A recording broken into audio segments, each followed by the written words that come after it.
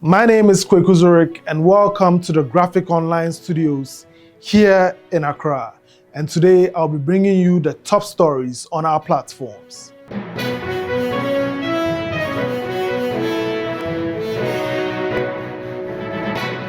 In our first story, the ad hoc committee investigating the chaos that erupted during the January 30 vetting process will resume its hearings on Friday, February 7th. This follows the unexpected suspension of hearings on Wednesday, February 5. The chairman of the committee, Mr. Emmanuel Bedra, confirmed the resumption of proceedings during an interview with TV3 on Thursday. He clarified that Friday's session would include public witness hearings, followed by an in-camera meeting to discuss the involvement of members of parliament in the destruction of state property. The investigation was suspended when the clerk to parliament withdrew staff, citing a lack of authorization from Speaker Alban Bagbin. However, Bedra accused the Minority Caucus of influencing the suspension.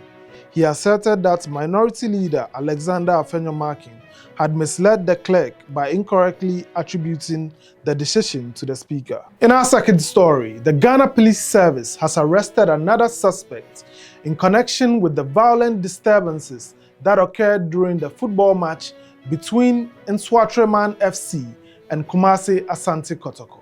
The suspect, identified as Elizabeth Akosua-Ntriwa, also known as Akosua Black Chinese, has been taken into custody. This latest arrest brings the total number of suspects apprehended in relation to the incident to 6. The police confirmed that Ms. Ntriwa is currently assisting the investigations while in custody.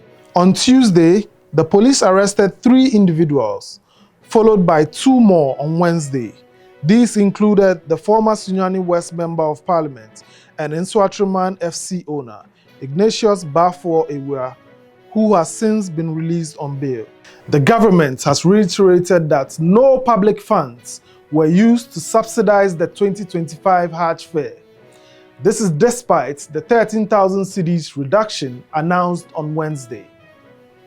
The chairman of the interim Hajj task force, Alhaji Collins Dauda, stated that the fare adjustment was achieved purely through negotiations with service providers in Saudi Arabia and not through state funding. He added that while some stakeholders agreed to lower their prices, transport operators maintained their rates due to rising fuel costs.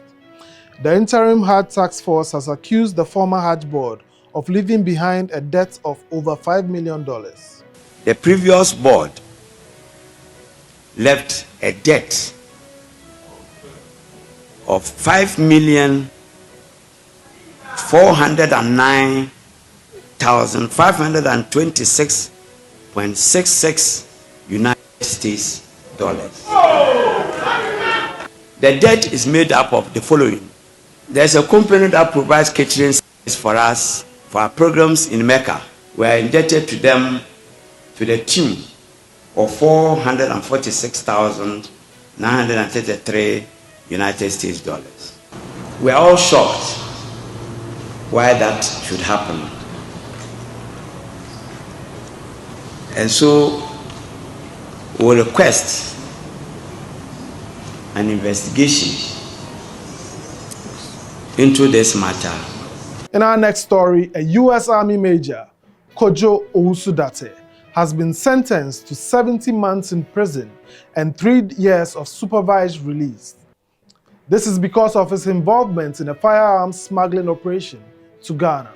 According to court documents and evidence presented at trial, Date played a key role in a 16-defendant marriage fraud scheme involving soldiers at Fort Liberty and foreign nationals from Ghana. He later provided a tip that led to the prosecution of the case. During the trial, Date lied under oath about his relationship with a defense witness. Additionally, while the trial was ongoing, he purchased 7 firearms in the U.S.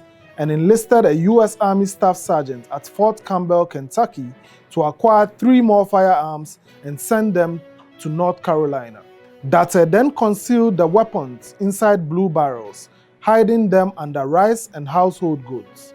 With the help of an Army Chief Warrant Officer, he smuggled the barrels out of Maryland on a container ship destined for the port of Tema in Ghana. The smuggling attempt was thwarted when the Ghana Revenue Authority discovered the hidden firearms upon arrival at the port of Tema. President John Dramani Mahama has announced plans to reinstate July 1st as a statutory public holiday, restoring its significance as Republic Day and Senior Citizens Day, as well as a proposed National Day of Prayer and Thanksgiving in Ghana. Speaking during his thank you visit to the Western region on Wednesday, President Mahama proposed that July 1st should be observed as a National Day of Prayer and Thanksgiving, allowing Ghanaians to reflect and express gratitude for the nation's progress.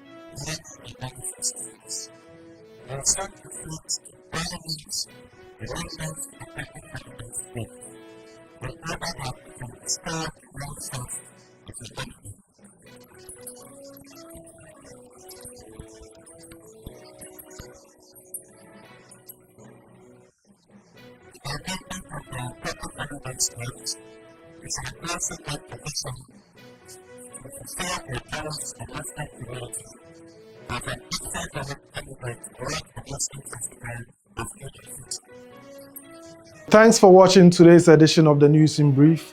Kindly visit our website at www.graphic.com.gh. Follow our social media handles at Graphic Online Ghana on TikTok, Daily Graphic Ghana on Facebook, and Instagram, Graphic GH, and on X and YouTube.